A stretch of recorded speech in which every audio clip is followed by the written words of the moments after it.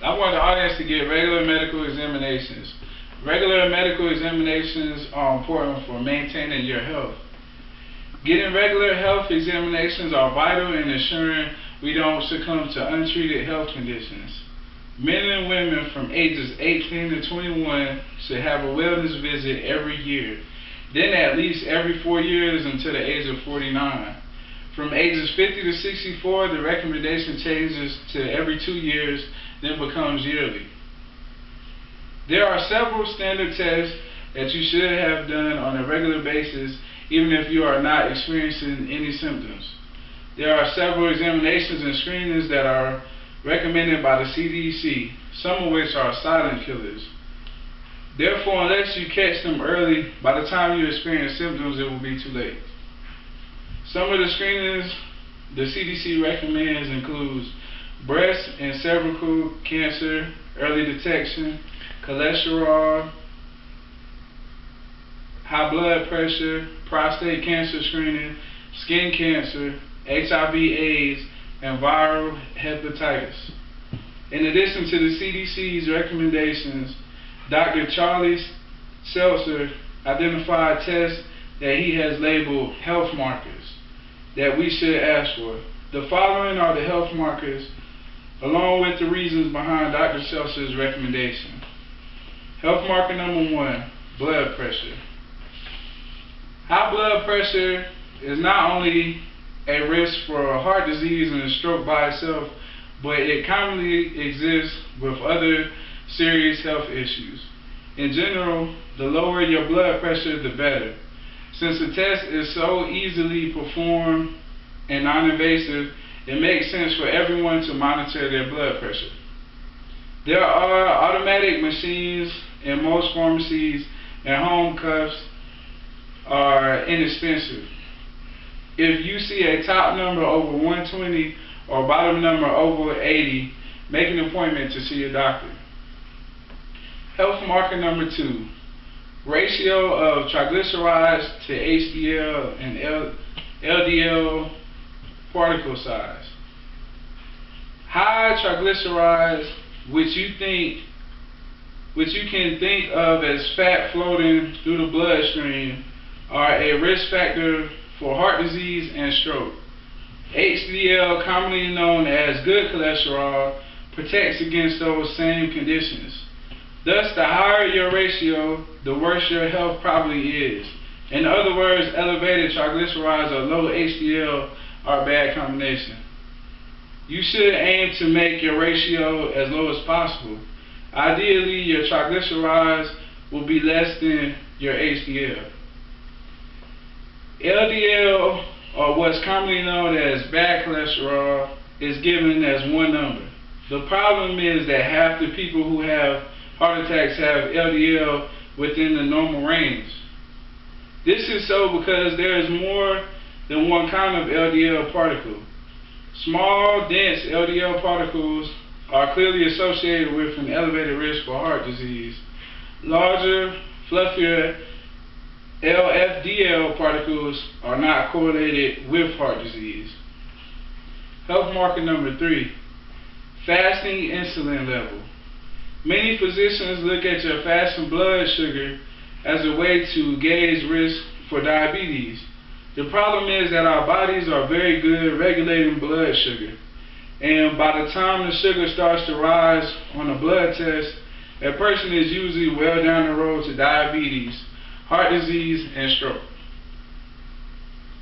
Health marker number 4, your heart rate. Heart rate, which is determined by the number of times your heart beats each minute, is an important measure of your health. How hard your heart has to work during various activities tells you a lot about your overall physical condition. Unreasonably low heart rates or high heart rates can also be a sign of trouble. Health marker number 5, body fat percentage. Body fat percentage as well as waist circumference gives a much better idea of health risk, as it takes into account muscle mass and frame. If you decide If you decide to get your body fat done, do not use one of those handheld machines, which are notoriously inaccurate. Health marker number 7, reactive protein. C-reactive protein, or CRP, is a blood protein that is in relation to inflammation.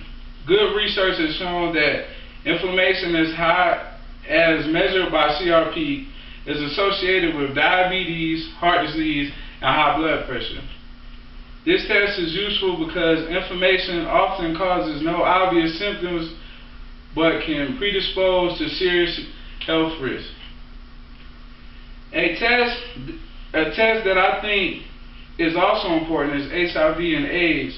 With the high number of infections in some U.S. cities, I think getting tested annually and knowing your status can help stop the spread of the deadly disease.